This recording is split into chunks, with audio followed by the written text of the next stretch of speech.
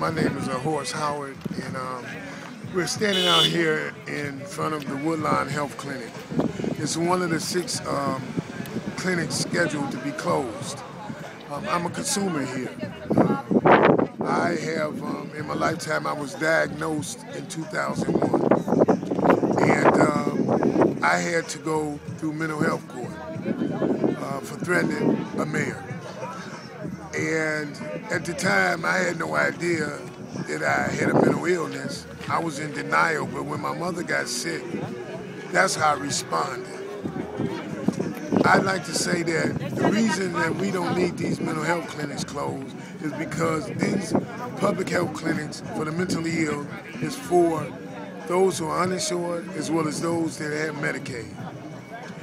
And it would be a disruption of services in terms of you have clients who have formed a relationship with their therapist.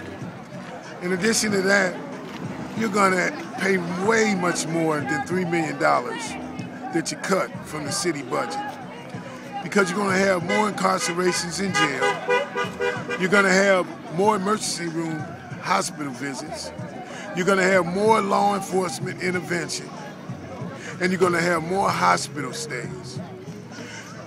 The impact of that, I don't have the statistics. However, it's much more than $3 million. Now, the mayor plans on establishing, collaborating with private healthcare providers with public monies. The private healthcare providers, they already have clients on their roll. They're going to use the same resources, but they're going to have more clients.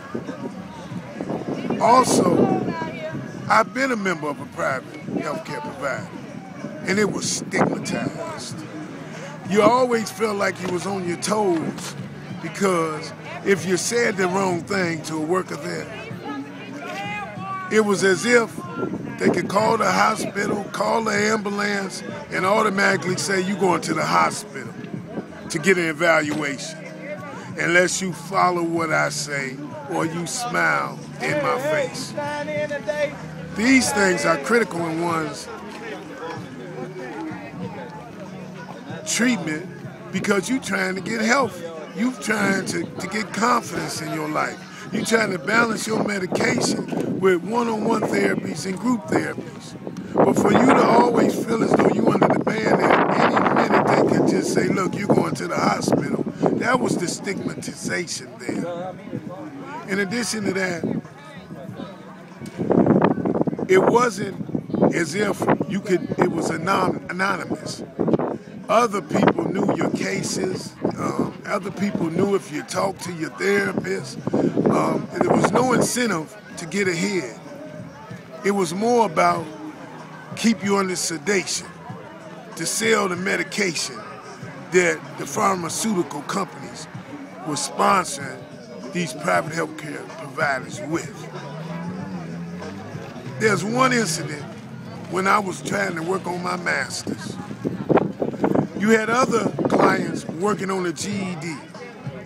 I was diagnosed bipolar, and because I wanted to go to school to work on my master's, they said I was high manic. I wasn't high manic, I just had confidence I could go to school. They said that I was overemphasizing my ability, that I was thinking that I would be able to achieve this goal, and it was something unrealistic. Well, I went on and started working on my master's. I was threatened with an increase of medication, and not only increase, but to have it shot into me intravenously. Why wouldn't they have clients working on their GED do that? Because they didn't consider that manic. They considered that normal. But see, it wasn't normal for me with a bachelor's degree from DePaul University to want to achieve a graduate degree. For them, those was characteristics of being manic in a bipolar diagnosis. That's why I say let's keep the public health clinics. Let's keep them, and let's keep them available for people that are under stress from the economy, people that are newly unemployed, people that are victims of gang violence, people who have initiated gang violence. We need these clinics to stay open, all 6 of them.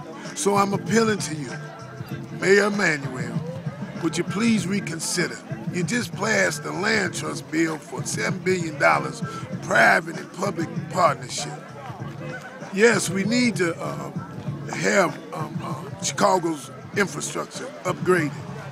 But what about the infrastructure of the human resource, the people? It says life, liberty, and property.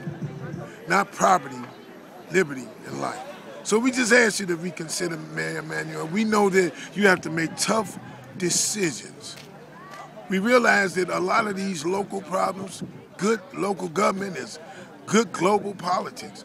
A lot of these structural deficits are brought on from the impact of the global economy because our manufacturing, our industrialization, that economy has fled overseas where they can gain profits with little or no government regulation.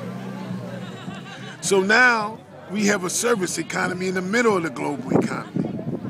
And we're just asking you, we know that we're not producing the revenue that's keeping up with inflation.